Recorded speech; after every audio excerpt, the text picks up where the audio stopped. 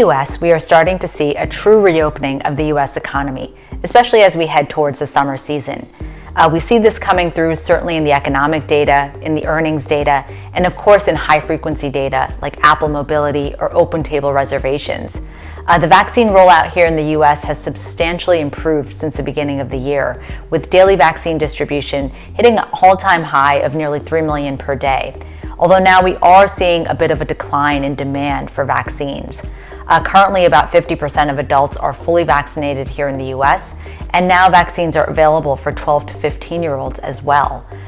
When you look at it globally, the US is perhaps 3 to 6 months behind China and North Asia in their recovery process, and 3 to 6 months ahead of Europe, and perhaps somewhat further ahead of parts of EM, certainly areas like India or Brazil. We see this reflected in the markets to some extent as well.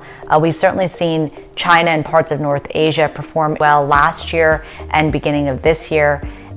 And then, of course, as this year progressed, the US really became a story of exceptionalism. Our markets have performed well as the economic recovery.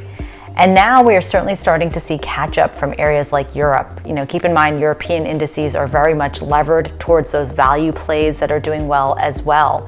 And then, of course, perhaps the next to play some notable catch-up will be those areas of EM that will gradually improve over time as well, and perhaps will be supported by a weaker dollar or a softer dollar this year too. While we remain optimistic on the status of COVID here in the US, we are remaining vigilant as well. There are tail risks like variants and, of course, seasonality with the potential return of the disease in autumn or winter months. But overall, we think there are opportunities in the global markets to take advantage of the global reopening of the economy that we are seeing play out this year.